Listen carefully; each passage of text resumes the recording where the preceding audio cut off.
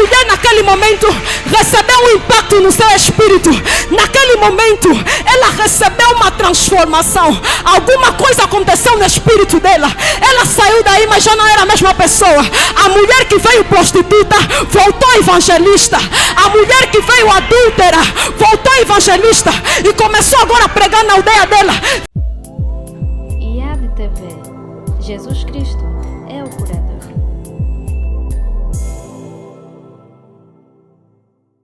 A história que nós vimos aqui na peça teatral me fez lembrar de uma mulher. João capítulo 4 conta a história de uma mulher, a mulher samaritana.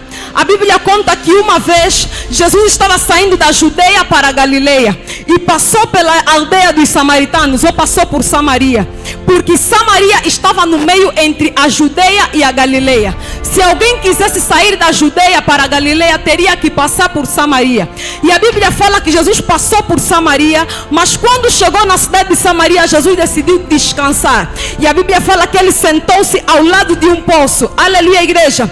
Na verdade, se nós fazermos uma analogia bíblica, nós vamos perceber que não foi a primeira vez que Jesus passou por Samaria.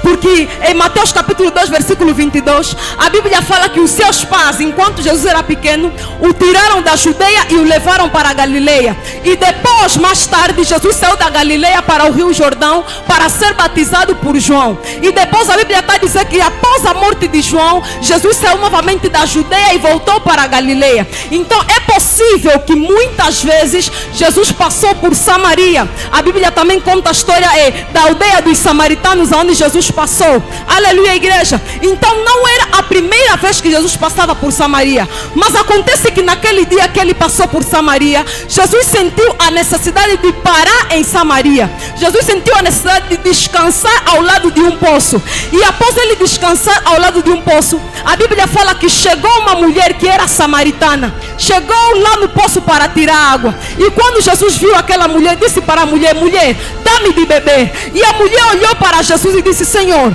como pois sendo tu judeu, me pedes água, eu que sou uma mulher samaritana? Igreja, existiam dois motivos por qual Jesus não pararia para conversar com aquela mulher. O primeiro motivo é que naquela época dificilmente os homens paravam para conversar com mulheres em locais públicos. Aleluia, igreja.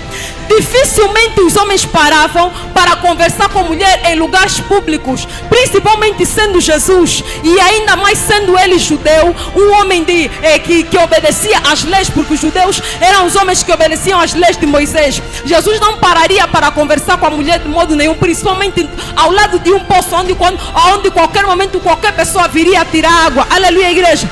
E outro motivo pelo qual Jesus não pararia para conversar com aquela mulher era que Jesus era judeu e aquela mulher era samaritana. E naquele tempo os judeus não se comunicavam com os samaritanos. Por causa de quê? Por causa de diferenças, ou seja, por causa de conflitos históricos, religiosos e culturais. Aleluia, igreja.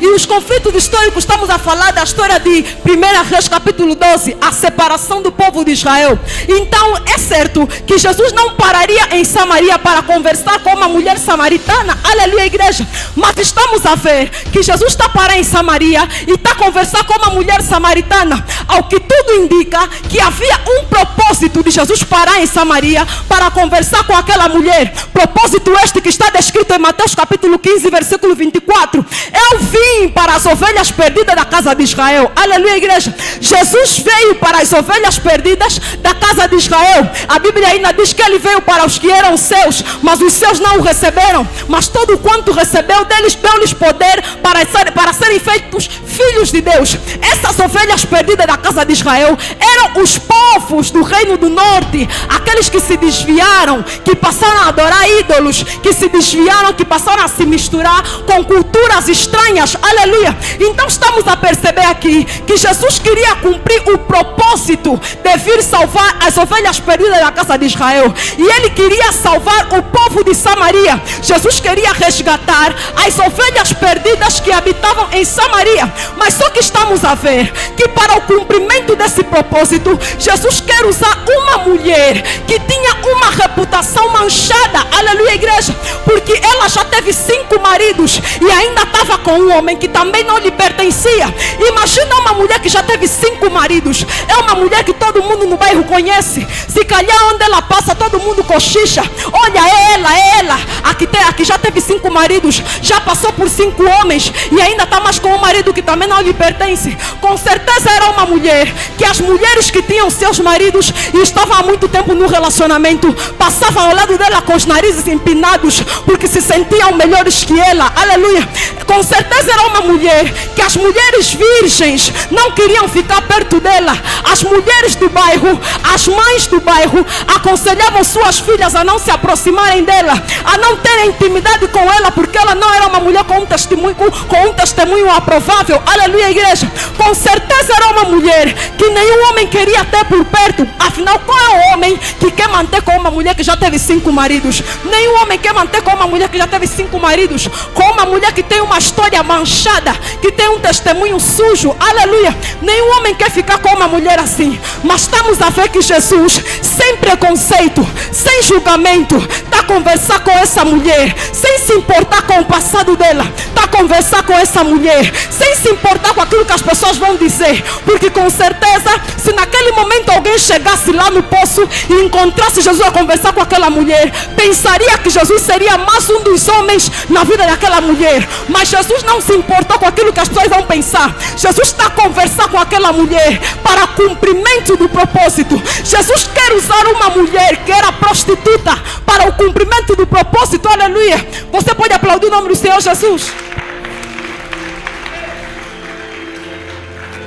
Jesus quer usar uma mulher que era prostituta. Só que acontece que antes de Jesus usar aquela mulher para restaurar Samaria, Jesus precisava primeiramente restaurar a vida daquela mulher. Aleluia, igreja. Antes de Jesus usar aquela mulher para salvar o povo de Samaria, Jesus precisava primeiramente salvar aquela mulher. Sim, porque antes de Deus nos usar para restaurar a vida de alguém, primeiramente Deus restaura a nossa vida. Aleluia. Antes de Deus nos usar para libertar alguém, primeiramente Deus tem que nos libertar a nós mesmos. Antes de Deus nos usar para fazer alguém se converter, primeiramente Deus tem que fazer nós nos convertermos a Ele. E estamos a ver que para esse cumprimento, ou para o cumprimento da conversão daquela mulher, para o cumprimento do processo de conversão daquela mulher, da restauração daquela mulher, Jesus começa a se apresentar para aquela mulher. Já quando a mulher olhou para Jesus e disse: Senhor, como sendo posto judeu, me pedes água, eu que sou samaritana. A Bíblia fala que Jesus olha para a mulher e fala: mulher, se sabesses quem está a falar contigo e quem é o que te pede água, serias tu a lhe pedir água e ele te daria água viva. Jesus está a se apresentar para aquela mulher. E depois desse momento, quando a mulher ouviu isso, a mulher olhou para Jesus e lhe perguntou: Senhor, será que você é maior que o nosso pai Jacó, que construiu esse poço, bebendo ele e os seus rebanhos dele? E Jesus está a olhar para a mulher e está a dizer assim: mulher, quem beber dessa água voltará a ter sede, mas quem beber da água que eu lhe der, nunca mais terá sede. Jesus está a se apresentar para aquela mulher. E se nós vemos na Bíblia, sempre que Jesus está a se apresentar para nós, é porque Ele quer entrar nas nossas vidas. Escuta, o bater da porta que está descrito em Apocalipse capítulo 3 versículo 20 é a apresentação de Jesus para nós. Quando Ele aparece e começa a falar: eu sou o pão da vida, eu sou a água da vida, aquele que comer do meu corpo nunca mais terá fome, aquele que beber do meu sangue nunca mais terá sede, eu sou o caminho, a verdade e a vida, aquele que vê, ou seja, quem quiser ir ao Pai primeiro tem que passar por mim. Quando Ele começa a dizer: eu sou a ressurreição e a vida, aquele que estiver em mim, ainda que esteja morto, viverá. Jesus está querendo te dizer: eu sou aquilo que você precisa na tua vida. Jesus está a bater a porta do teu coração, querendo entrar na tua vida. Ele está a se apresentar para mim. Escuta, é como se fosse uma propaganda de um produto. Se eu olhar para ti e ver que você tem espinha, eu vou vir com o sabonete e falar: olha, esse sabonete aqui é muito bom para a espinha. Se você usar em menos de uma semana, as tuas espinhas vão desaparecer. É uma propaganda para você aceitar aquele produto e automaticamente comprá-lo para si. Aleluia. Então quando Jesus começa a se apresentar para nós, é porque Ele quer que nós abamos o nosso coração, é porque Ele quer que nós o recebamos na sua vida. Por isso que Jesus começou a se apresentar para aquela mulher: mulher, eu sou a água viva. Se você beber da água que eu te der, você nunca mais terá sede. E quando a mulher ouviu aquelas palavras, disse: ah, então é exatamente isso que eu preciso. E daí a Bíblia diz que a mulher disse para Jesus: Senhor, então dá-me dessa água para que eu nunca mais tenha sede. E quando a mulher falou aquilo, o milagre aconteceu. Aconteceu, se consumou aquilo que está escrito em Apocalipse capítulo 3, versículo 20. Se consumou aquilo que está escrito em Apocalipse capítulo 3, versículo 20. Eis que estou à porta e bato. Se alguém ouvir a minha voz e abrir a porta do seu coração, eu entrarei em sua casa e cearei com ele e ele comigo. E no momento que a mulher falou: ah, Senhor, então dá-me dessa água para que eu nunca mais tenha sede, ela abriu a porta do seu coração. E quando ela abriu a porta do seu coração, agora Jesus entrou na sua vida, começou a cear com ela. A Bíblia fala que agora Jesus entrou na sua vida e começou a lhe falar do seu passado. Mulher, vai chamar teu marido.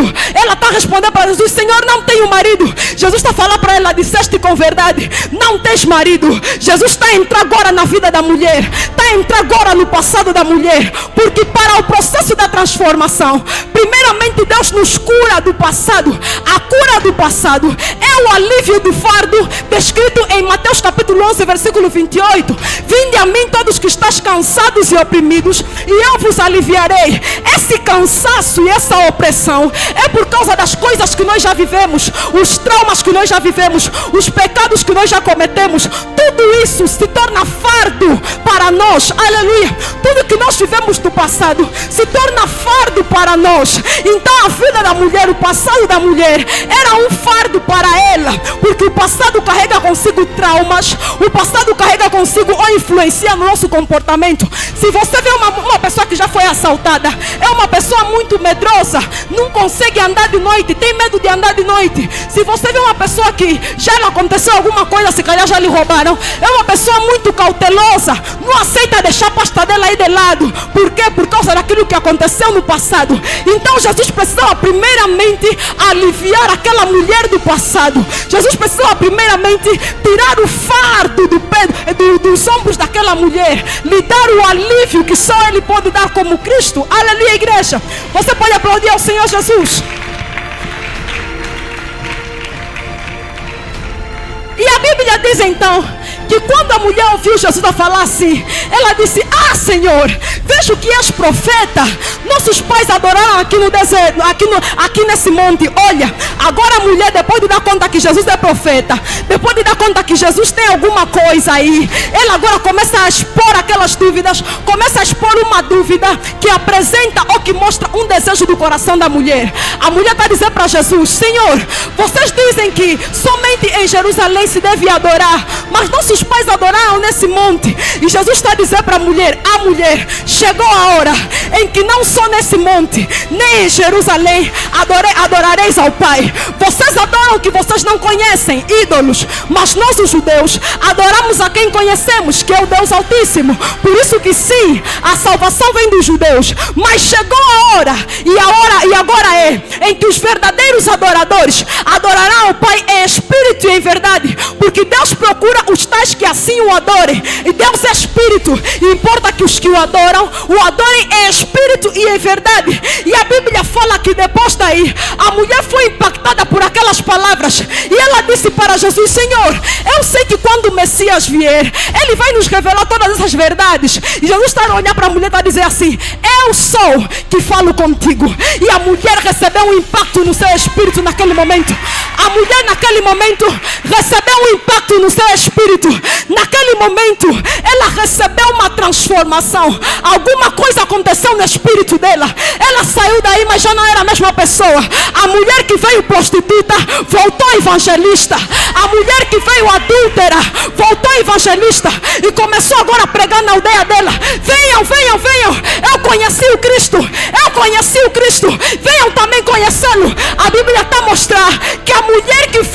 vergonhosa, que chegou lá no poço, se calhar com vergonha de olhar para as pessoas, agora está a voltar e já não tem vergonha daquilo que as pessoas vão dizer para ela, já não tem vergonha do povo, já não tem vergonha do público, está a pregar o evangelho, está a mostrar o Messias para aquelas pessoas que não conheciam o Messias. E é isso que acontece.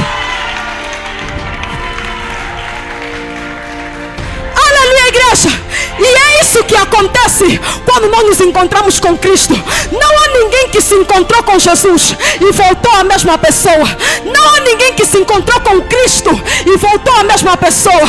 A Bíblia está a mostrar que aquela mulher recebeu um impacto no seu espírito. Porque quando estamos a falar de impacto, estamos a falar do efeito que alguma coisa causa em nós. Quando falamos no sentido físico, o impacto, ou seja, quando dois corpos se colidem, por exemplo, um acidente na estrada, isso podemos designar como impacto. E quando estamos a falar no sentido psicológico, o impacto é o efeito que alguma coisa causa na nossa mente. Por exemplo, você ouve uma música e aquela música te toca muito.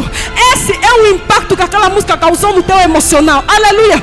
E quando estamos a falar do impacto no nosso espírito, estamos a falar de um toque ou alguma coisa que causa alguma coisa no nosso espírito. Estamos a falar de um toque divino que causa alguma coisa no nosso espírito, que mexe com o nosso espírito. Estamos a falar de um toque divino que traz ressurreição para o nosso espírito. Estamos a falar de um toque divino que desperta os dons que há em mim. Estamos a falar de um toque divino que traz transformação para a minha vida. Estamos a falar de um toque divino que desperta o ministério que se esconde em mim. Por isso que quando alguém recebe o impacto do Espírito, o toque divino, quando alguém se encontra com Jesus e recebe o impacto no seu espírito, essa pessoa nunca mais volta a ser a mesma. É daí que um professor de dança se torna profeta. É daí que um pastor que era bandido se torna pastor. É daí